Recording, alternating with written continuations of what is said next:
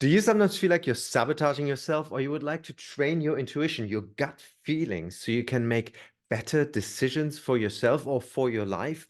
Then you are in the right place. And I do know that these two might sound like two very opposite things, but in my world, they're very tightly linked together. I often say flow happens when you stop sabotaging yourselves, or when we stop sabotaging ourselves. And by that, I mean flow is when we know what is right for us, when we get an impulse and we follow with an inspired action. And it is almost like things are falling into our lap. And yes, we do still have to do a lot of work sometimes, but it's inspired, it's joyful, it feels like we're living our life and not the life of someone else. I'm sure you know that feeling.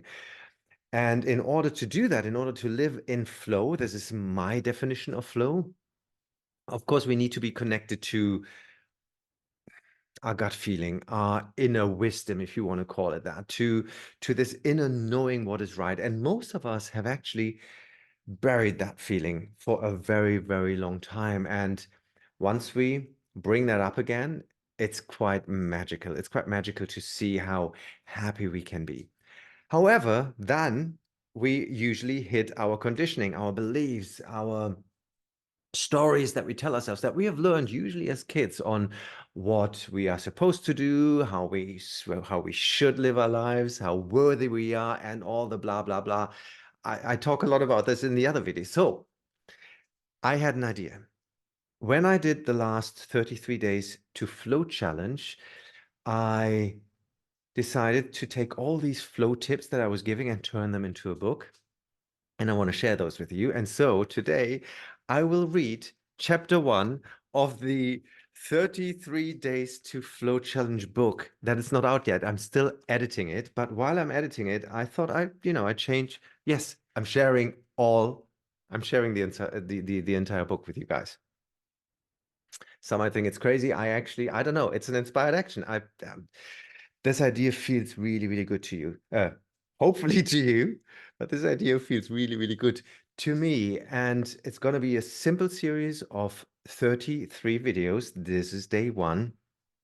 I can't promise, well, I actually can promise that I won't be doing one every day. So this won't be a 33 days to flow challenge. Um, but you can sign up to the waiting list if, when we bring this back. I talk more about this later. But you will definitely get all 33 steps. And so I'm just going to read this out to you so you can let this absorb, can use these ideas for yourself. And I would love it if you comment how this feels to you, your ideas, your questions in the comment section. Of course, please hit like and subscribe because that really does help me to, provide more resources, free resources for you guys. And so, without further ado, here is chapter one or day one of the 33 Days to Flow book. Day one, jotting down your ideas. One of the foundational tips about getting more into flow is the act of jotting down your ideas. On day one, we start with the concept of creating more of your own flow with the practice of writing down all of your ideas and impulses. And with that, I encourage you to become conscious of your recurring thoughts and those nudges that you might be getting. Most people haven't listened to their gut feeling in a very long time, and it is a practice that we have to get used to again.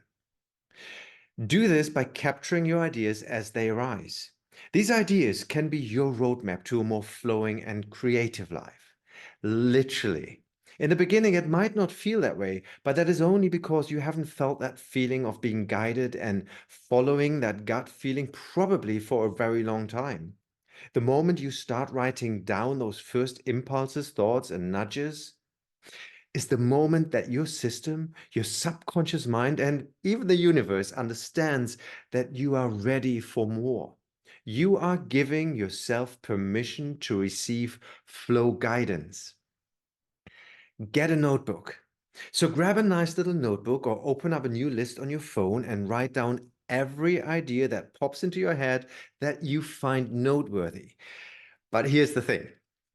If you don't find it noteworthy, but it keeps popping up, then even more importantly, write it down, because the part in you that tells you it's not noteworthy might be part of your conditioning, of your old programming that is trying to hold you back in your current status quo so you don't change. You know, change registers as unsafe, so your inner monkeys just don't want you to go there. These could be simple thoughts, nudges, and ideas like, I keep thinking of Jenny, I should call her. Do it. People keep mentioning that book that I should read. Get that book. I keep thinking about broccoli. Write it down.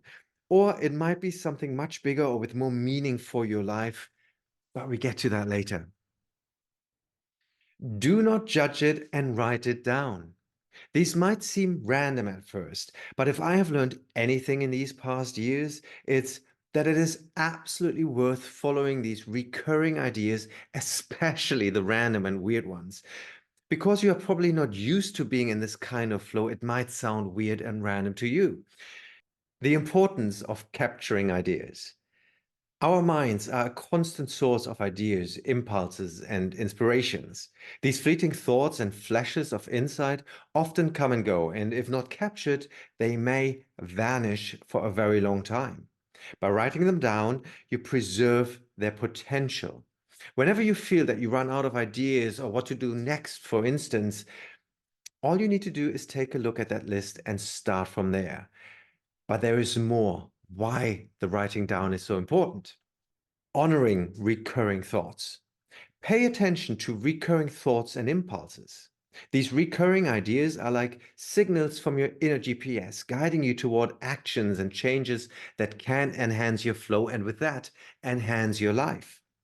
Because you're writing them down, you will notice much faster if an impulse repeats itself.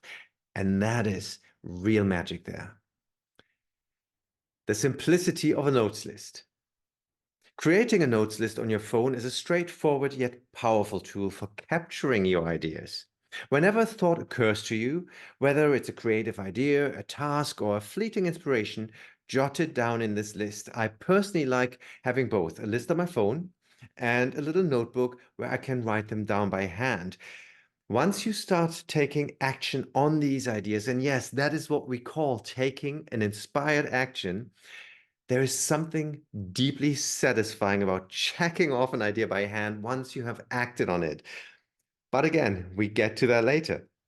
Unexpected discoveries. The beauty of this practice lies in its simplicity and its ability to surprise you. Ideas that you may have dismissed as insignificant can later reveal themselves as crucial pieces of your flow puzzle. This list becomes a treasure trove of possibilities, a well of inspiration that you can revisit whenever you need a boost or when you aren't sure where to go next. As you continue your 33 days journey to flow, embrace this practice wholeheartedly. Document your ideas, both big and small, and watch how they become stepping stones to a more flowing and creative life. And there you have it. That was chapter or day one of the 33 Days to Flow book. And if you want to make sure you don't miss any of the following ones, please again hit the subscribe button and like the video, because that really will help me build this channel. It will help the algorithms, and that will help me create more free resources for you. And I think that's just a beautiful win-win situation. And if you would like to find out more about the actual 33 Days to Flow challenge that you can do in a group with a lot more of support, just go to my website, guidoszymanski.com. There's a tab that's called Courses, and there you find a little tab that says the 33 Days to Flow challenge, and there you can put yourself on the waiting list and you can read up on what the 33 Days to Flow challenge actually is. I hope you're enjoying this. I hope you're looking forward to day 2, and I see you then.